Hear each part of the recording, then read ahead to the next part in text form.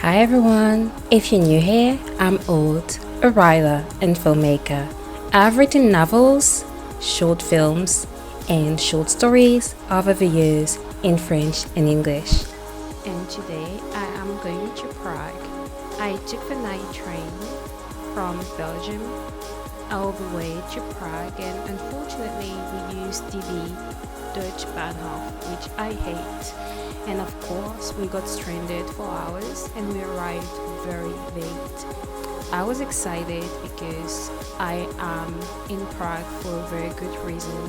I am a massive fan of the Czech painter Alphonse Mucha, and I really wanted to see the different museums, his artwork, and the way his work has shaped the city. So that's the hotel. Basic, as you can tell. And after we arrived, we went on a very lovely walk around the city. It was just as beautiful as I expected. A mix of different art periods and history, but still that very classical. I was shocked by how big the city is. We walked past the Charles Bridge, which was crowded. It was not the high season, so I was pretty surprised by that. And it was a lovely way to start discovering the city before our big day, the next day.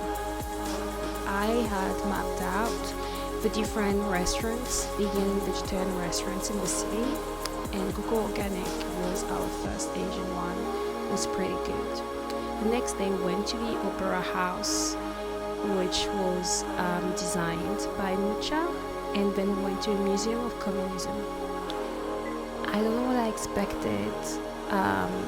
I took the museum for its word, but it was actually capitalistic propaganda, and I'm not a massive fan of capitalism, so I felt like I'm not really sure if it's a museum I'd say it's worth, going to.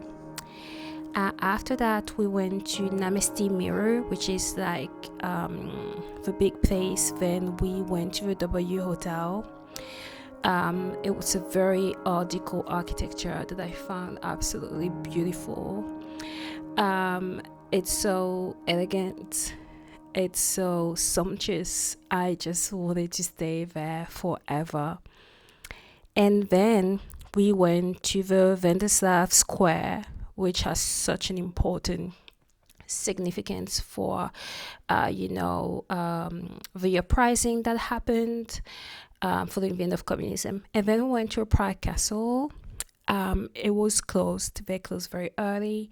So we just walked around and we took everything in. So you might be wondering, what was my experience like being a black person, especially a dark-skinned person in Prague? Well, I have to say that Prague is the embodiment of the Aretha Franklin quote, beautiful gowns. This is a beautiful city, nothing more, nothing less. This is a racist country, nothing more, nothing less.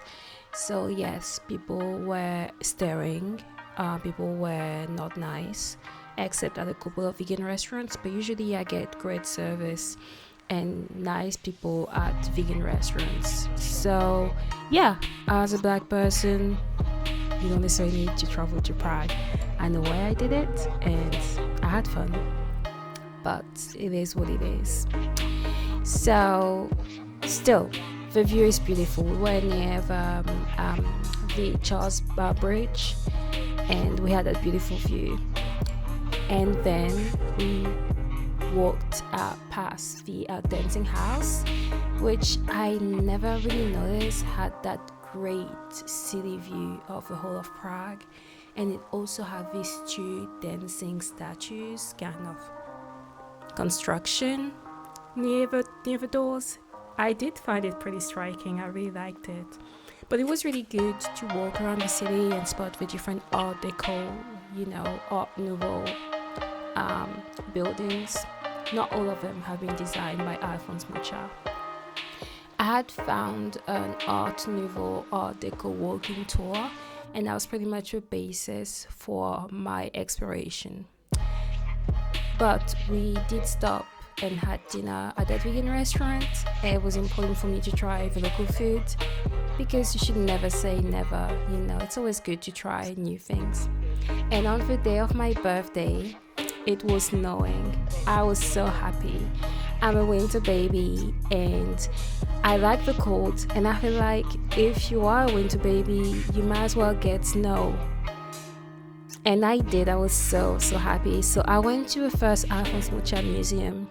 It was nice but very small, and then I realized that we low-key got scammed because there's another Alphonse Mucha museum. So we went to the other one, and turns out that it was also small, pretty expensive. It felt like a big scam. But what was not a scam was me walking in the snow. It was so nice, really. I had such a great time. And then I had dinner at Eternia, which is kind of like an alternative vegan restaurant. They had that retro kind of like 1950s dinner kind of like ambience. So that was cool. And once again, me trying the local food. If you like Art Deco, Art Nouveau, visiting Visegrad, which is a massive church, not actually massive, but a church and then a cemetery. The church has partially, the stained glasses have been designed by Mucha, so that was good to be there and see his work. And then there is a garden with a beautiful view of the city again, and it was covered by the snow, so it really did feel magical. One of the good things about living in a cold country is the snow. I truly believe that.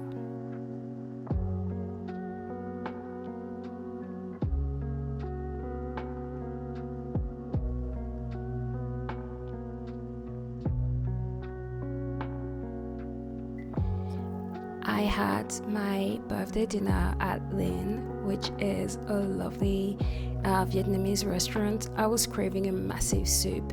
I'm really a creature of habit. When it's cold, I crave soup. When it's hot, I crave salads, but I always crave plantain. The next day, I did continue my Art Deco, Art Nouveau exploration around the city, and we went to the synagogue. The Jewish synagogues. There are a couple of them, and with one ticket you can do a lot of them, so that's what we did.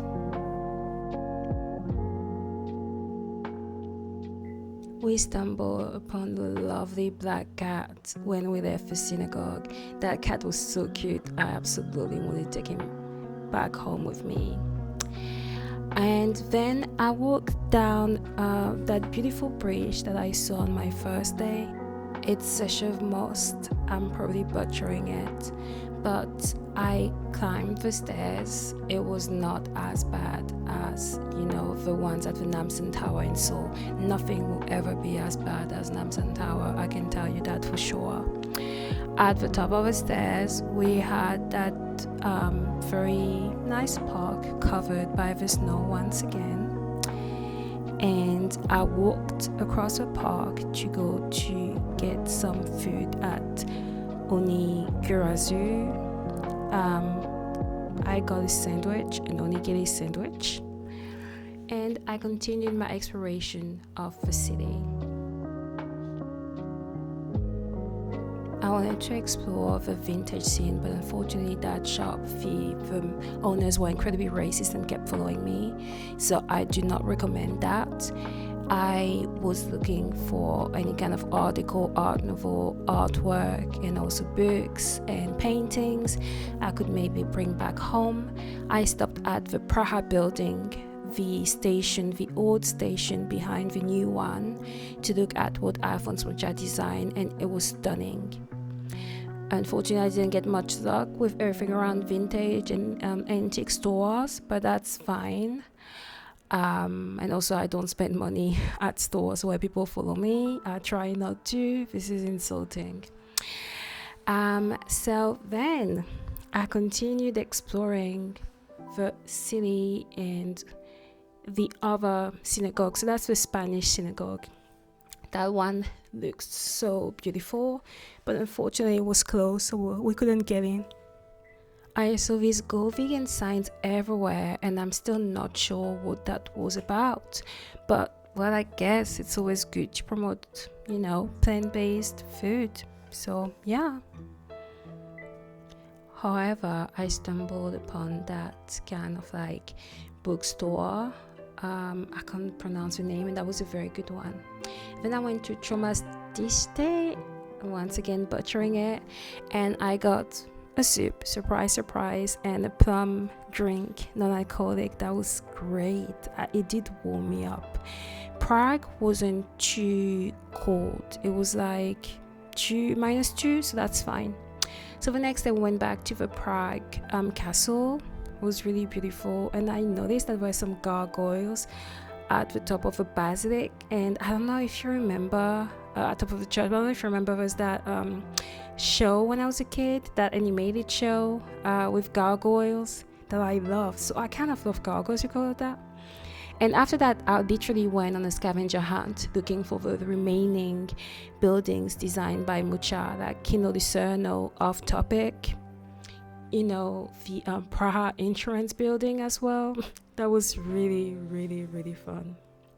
There was also Junovac, Paza Zuserna, and that was how I ended my Prague adventures. So it wasn't easy. I still had fun. I don't know if I will come back, but it was good to really hit that off as a fan of Alphonse Mucha. Thanks for watching. Like the video and subscribe to my channel for more writing and filmmaking related videos. If you want to support my small business and my work, look at my website as well as my books available in most online stores.